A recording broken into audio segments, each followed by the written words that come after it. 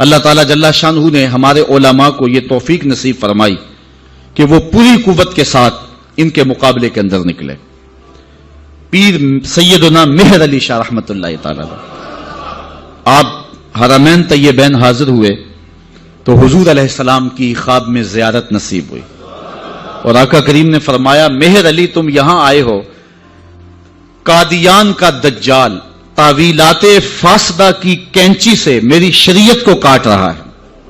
تو حضرت پیر مہر علی شاہ رحمت اللہ تعالی علیہ پھر وہاں سے واپس آئے اور اس دجال کے خلاف 2 کتابیں لکھی جن کا آج تک جواب نہیں ہو سکا.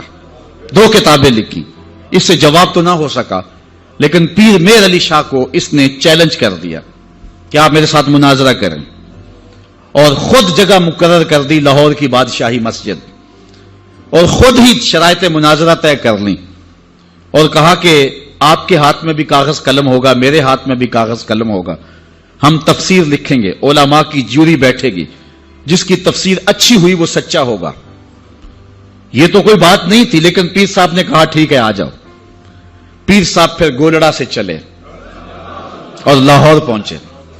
یہاں ایک اور بات میں بتاتا جاؤں، جب پیر صاحب وہاں سے آئے تو اکیلے نہیں آئے، علاقہ بھر کے علماء کو ساتھ لیا. پیران عزام کو کہا آؤ چلے لاہور، ایک دجال کا مقابلہ کرنے جانا ہے. ایک پیر صاحب کو پیغام بھیجا تو انہوں نے کہا پیر صاحب ہم پیر لوگ ہیں، چھوڑو آپ کس کام میں پڑ گئے ہیں، ہمارا کام کیا جو ہے وہ ان امور سے. تو پیر صاحب نے جو جواب بھیجا وہ تاریخ کے ریکارڈ پہ ہے. فرمانے لگے پیر صاحب یہ پیری نہ ہوئی، یہ بغیرتی ہوئی. ختم نبوت پہ ڈاکہ پڑ رہا ہو اور ہم پیری کی بکل مار کے بیٹھے رہیں. پیر صاحب وہاں سے چلے اور لاہور پہنچے. مرزا دجال کو نہیں آنا تھا، نہ آیا، اور اس نے بہانہ یہ بنایا کہ پیر صاحب کے ساتھ سرحد کے پٹھان آئے ہیں اور وہ مجھے مار دیں گے، اس لیے میں لاہور نہیں گیا.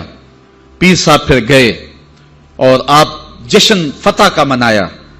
شورش کاشمیری نے لکھا ہے کہ پیر صاحب کے چہرے پہ میں نے جلال دیکھا، اور پیر صاحب فرمانے لگے کہ وہ تو کہتا ہے کہ قلم اور کاغذ لیں گے اور جو ہے وہ لکھیں گے. کہا کہ اگر وہ آ جاتا تو میں کاغذ پہ قلم رکھ دیتا، قلم خود ہی لکھتا. اللہ اکبر یا رسول اللہ.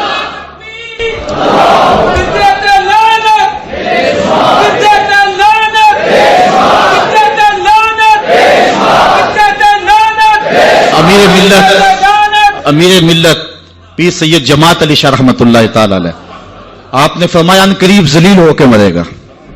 پھر جہاں مرا آپ کو پتا ہے، گندگی میں لتھڑا ہوا تھا، تڑپتا ہوا مرا. اعلی حضرت شیر ربانی میاں شیر محمد شرک پوری فرماتے ہیں میں نے دیکھا ہے، چونکہ صاحب کش بزرگ تھے، کہ قبر میں بھی بھولے کتے کی طرح بھونک رہا ہے اور اس کے منہ سے جھاگ نکل رہی ہے. ذلیل و رسوا ہے قبر میں بھی، جب تک رہا ذلیل و رسوا رہا. اللہ تعالیٰ جل شانہ نے علماء کو طاقت دی، انہوں نے ناطقہ بند کر کے رکھ دیا. پھر جب پاکستان بنا تو سب سے زیادہ جن لوگوں نے مخالفت کی پاکستان کی وہ مرزائی تھے. پاکستان کے حق میں انہوں نے ووٹ نہیں دیا. آج بھی جو ربوے میں دفن ہوتے ہیں وہ امانتاً دفن ہوتے ہیں. ان کا عقیدہ ہے کہ پاکستان ٹوٹ جائے گا اور ہمیں اٹھا کر کے جو ہے وہ قادیان میں دفن کیا جائے گا. یہ وصیت کر کے وہاں دفن ہوتے ہیں. پہلا وزیر خارجہ بدقسمتی سے مرزائی بن گیا. پھر اس نے ایک بیان دیا تو 53 کی تحریک چلی. لاہور کی سڑکوں پر 10,000 جان نثاروں نے اپنی جانیں قربان کی ختم نبوت کے لیے. وہ لمحے ہم نہیں بھول سکتے ہیں. تاریخ سے آج بھی حرارت نکل رہی ہے کہ ایک خاتون اپنے بیٹے کو بیانے کے لیے لے جا رہی تھی. ارمانوں سے اس بیوہ نے اپنا بیٹا پالا تھا. آج سیرے لگا کر کے اس کی بارات لے جا رہی تھی کہ جب مال روڈ پہ پہنچی تو تڑ تڑ گولیوں کی آواز آنے لگی. روک کے پوچھا کیا ماجرا ہے؟ کہا ختم نبوت پہ لوگ جانے وار رہے ہیں. اس نے بارات سے معذرت کی، بیٹے کے سر سے سیرا اتارا اور کہا بیٹے میں دودھ معاف نہیں کروں گی اگر حضور کے نام پہ جان نہیں وار دے. تجھے میں شہادت کا دولہا بنانا چاہتی ہوں. اچھا جب وہ زخموں سے چور ہو کے گرا، دور ماں کھڑی منظر دیکھ رہی تھی. اس نے ماں کو پکار کے کہا امی بھاگ کے آ، دیکھ کہ میری پشت پہ کوئی گولی تو نہیں لگی. تیرے پتر نے ساری گولیاں سینے پہ کھائی ہیں، اور وہ گھڑیاں بھی ہم نہیں بھول سکتے جب نواب آف کالا باغ اس تحریک کو دبانے کے لیے کوشش کر رہا تھا۔ وقت کا گورنر وزیر خان کی تاریخی مسجد میں علامہ نیازی للکار رہے تھے، او نواب آف کالا باغ، تیری لمبی لمبی مونچھوں سے بغاوت ہو سکتی ہے، محمد عربی کی کالی کالی زلفوں سے بغاوت نہیں ہو سکتی ہے۔ پھر ایک ڈی ایس پی کے قتل پر علامہ نیازی ماخوذ ہوئے، جیل میں چلے گئے، سزائے موت ہو گئی۔ پیرزادہ اقبال احمد فاروقی نے لکھا ہے کہ ہم نوعمر تھے، علامہ نیازی سے ملنے گئے، تو جس شخص کو سزائے موت ہوئی ہے اور حضور کے نام پہ ہوئی ہے، جب اچانک اس کے چہرے کو دیکھا تو ہمارے اوپر ایک وحشت طاری ہوگی، دہشت طاری ہوگی، ہم رونے لگے۔ نیازی صاحب نے جو قمیض پہنی تھی وہ جیلیوں والا لباس، چونکہ قادآور تھے تو پیٹ ننگا ہو رہا تھا، تو نیازی صاحب ہمارے قریب آئے تو ہمارے سر پہ شفقت کا ہاتھ رکھا اور ہمیں تسلی دینے لگے۔ اللہ ہوتا یہ ہے کہ جب کوئی جیل میں پہنچ جائے اور اسے سزا موت ہو جائے تو اس کا خون گھٹ جاتا ہے، لیکن تاریخ کا ریکارڈ ہے کہ علامہ نیازی کا خون بڑھ گیا تھا۔ جس دھج سے کوئی مقتل میں گیا وہ شان سلامت رہتی ہے، اس جان کی کچھ پرواہ ہی نہیں، یہ جان تو آنی جانی ہے۔ تو جب کہتے ہیں ہم لرز گئے تو نیازی صاحب نے ہمارے سر پہ ہاتھ رکھ کے مسکرا کے کہا، او بیٹو ان کا لباس مجھے پورا نہیں آتا، پھانسی کا پھندا کیسے پورا آئے گا؟ اور پھر زمانے نے دیکھا کہ باعزت اور باوقار علامہ نیازی جو ہیں وہ باہر تشریف لائے، سلسلہ چلتا رہا۔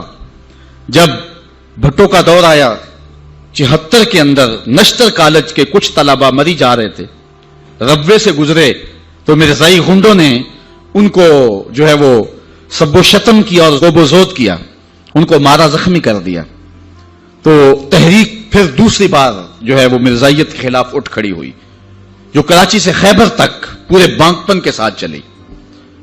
اللہ تعالیٰ رحمت نازل کرے علامہ نورانی کی قبر پہ، انہوں نے علماء کے دستخط کے ساتھ جو ہے وہ اسمبلی کے اندر درخواست جمع کروائی مرزائیوں کو اقلیت قرار دینے کے لیے، قرارداد پیش کی، اور پھر کیا ہوا، 3 مہینے کی مسلسل محنت، علامہ سارا دن اسمبلی کی کارروائی میں رہتے اور راتوں کو دور دراز علاقوں کا سفر کرتے اور جلسے کرتے اور ختم نبوت پر جو ہے وہ لوگوں کو ابھارتے، اور پھر مرزائیوں کو بھی بلایا گیا، صفائی کا موقع دیا گیا۔